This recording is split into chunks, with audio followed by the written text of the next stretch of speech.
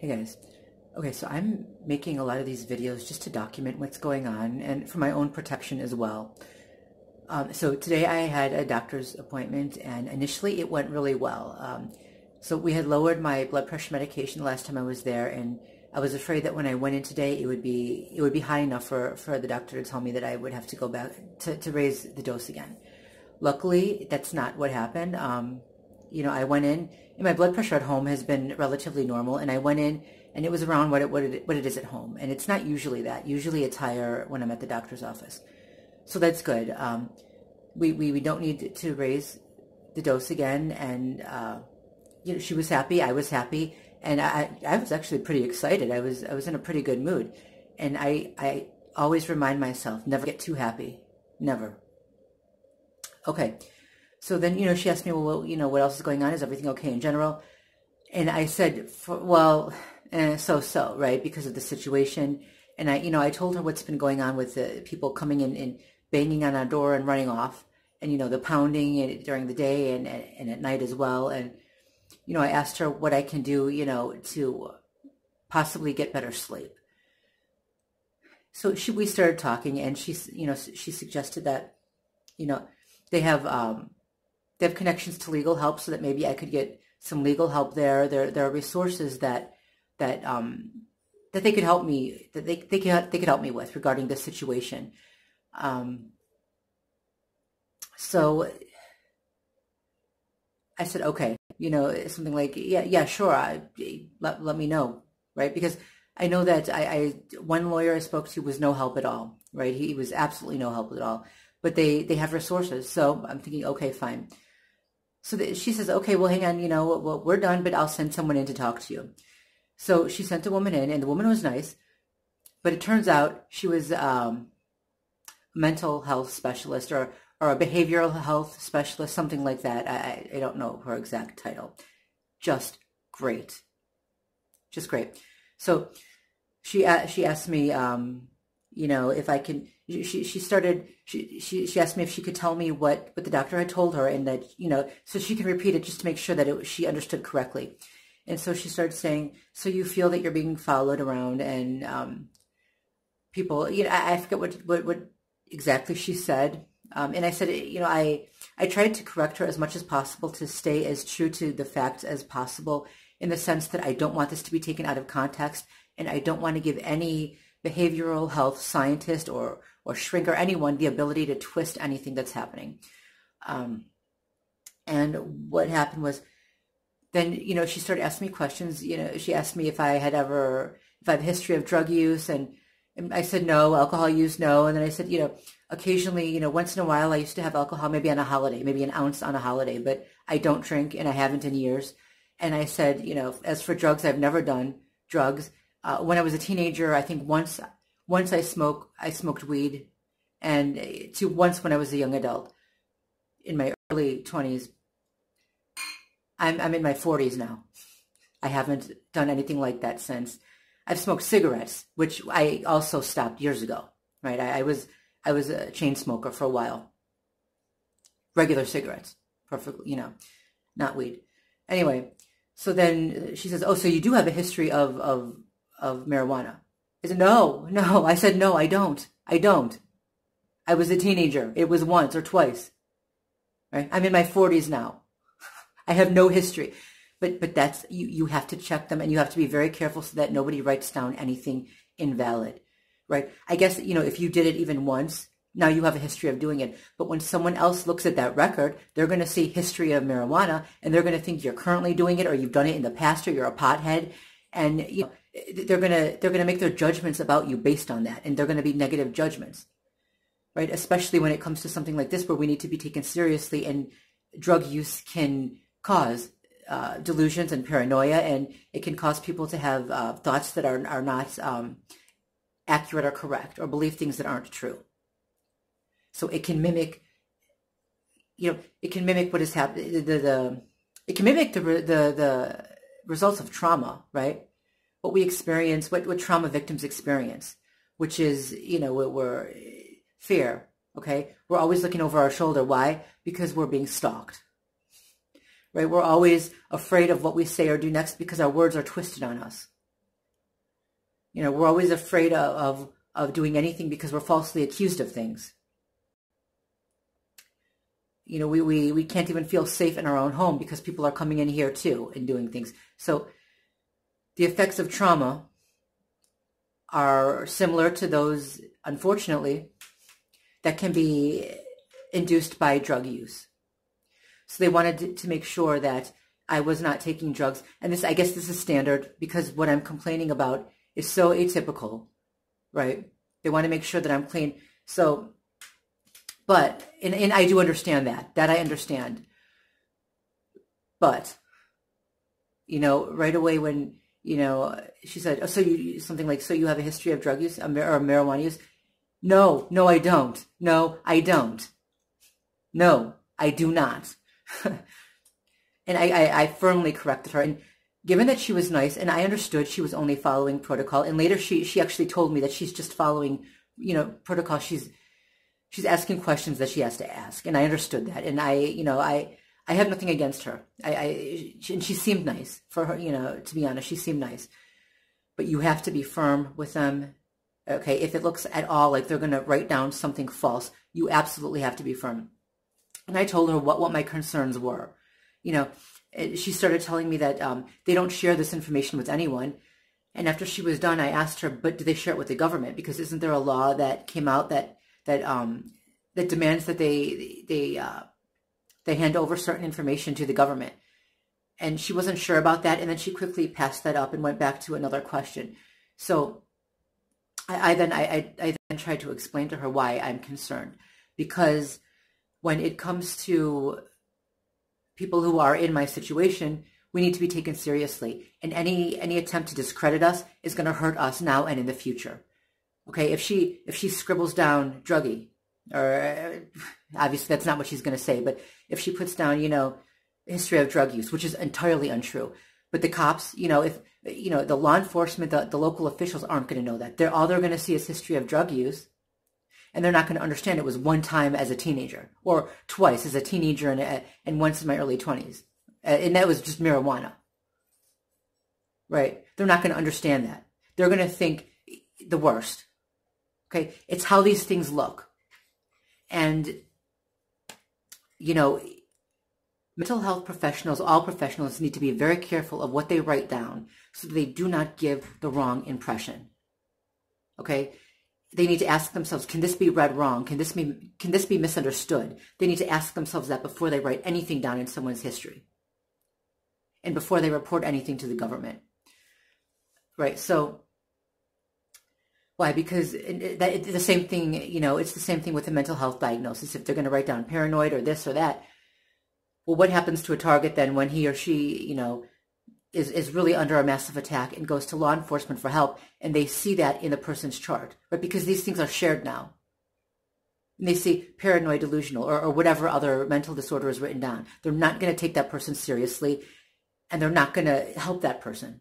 Okay, this is endangering the lives of real victims. This is helping criminals get away with their crimes while endangering the lives of victims, disempowering the victims. Okay, really forcing victims into silence. And I know that's what this type of warfare is meant to do, right?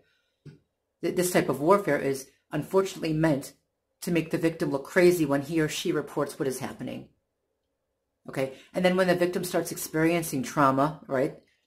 And you know, whatever actions, whatever behaviors, whatever thoughts go along with traumatic experiences, well, then it's just chalked up to mental disorder instead of the fact that he or she really is under attack and really is being abused and traumatized.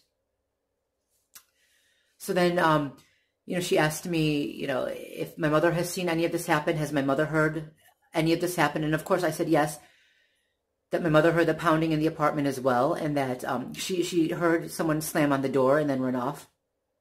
And so then the woman asked me how old she is, and I told her. And she looked a little concerned, but here's the thing. Because initially she said something like they might want some kind of waiver or something for my mom. I'm not sure what she was going at with that. Maybe that she also understands that this is happening just to prove, so there's some proof, you know, I'm not the only one saying it. But at the same time, this can be taken in another way too, right? Folie à deux. My French is not good. Sorry. You know, it can be chalked up to or written off as shared delusion, is what can happen. You know, she starts asking me about, you know, has my mother seen anything, and so on and so on, and do I see things that aren't there? You know, do I hear things that aren't there? Are my ears ringing, and so on and so on, and you know, what else did she ask me? I'm trying to. I didn't write all this down. I'm trying to think about what else did she ask. Have I ever been to a psychic? You know, have I ever been to into spiritual things or something of that nature? Not spiritual, supernatural things. Now, plenty of people go to a psychic, right? Of course, I answered no. But here's the thing: it's not her fault. She's following protocol. It's not even the fault of the doctor's office I went to. They're following protocol. But what they're taught is to look for all of these things that everybody has engaged in. Because if you've experienced or done any of these things, right away, it's chalked up to either mental illness, drug use, you know, or you know, something else. You know, whoever's running this program can brush it off onto that. And mental health professionals and doctors as well need to be smarter than this. They need to understand that, you know, what they're putting people in a situation where you can't prove anything, right? So anything you say, who hasn't at some point researched psychic stuff and you know, supernatural stuff? This includes the entire population. I was going to curse at that point. I didn't. This includes the entire population. You can't just, you know. So I understood where she was going with that, and she probably doesn't even understand what, you know, what this can lead to. But you know, again, she said she was only following protocol, and I believe her. I absolutely believe her. But those people who work in the mental health profession and doctors and law enforcement, they need to be more intelligent than this, right? They need to understand that by writing down the wrong thing, they can write someone off as mentally ill or paranoid or a druggie and invalidate that person indefinitely. Okay, and unfortunately, with a mental illness diagnosis also comes the fear that the person is going to be violent. One of the next questions is, and she says she's just following protocol, she asks everyone these same questions: do you have homicidal thoughts? Oh boy, I was shocked. I think my heart might have stopped for a second, and all I could do was shake my head, and I think I might have been looking at her in absolute horror. Oh. And this is why people don't want to go for help even when they might have mental illness and might need help. They don't want to go. And even if they're victims and the crimes that are being committed against them are really being committed against them, they're not just imagining it, but they might need extra help dealing with it, right? Maybe an antidepressant, maybe anti-anxiety medicine or something. They're not going to go, because as soon as they get a mental health diagnosis, right, then the question is going to arise: is this person potentially violent? Thanks to the mass media and the government's propaganda machine that has now linked mental illness to extreme mass violence. We're in trouble, folks. We're in a lot of trouble. And two, you know, with my, you know, there's nothing you can do. When someone doesn't want to believe what you're saying, when it sounds too insane, and this sounds insane, that's why the criminals get away with it for so long. It sounds insane, and with help from the mental health professionals, right, the criminals can get away with this indefinitely, because the targets are always written off as crazy or druggies or something like that. So this is how the mental health field is being used to aid violent, sadistic, psychopathic criminals by discrediting the victims. But there's nothing you can do.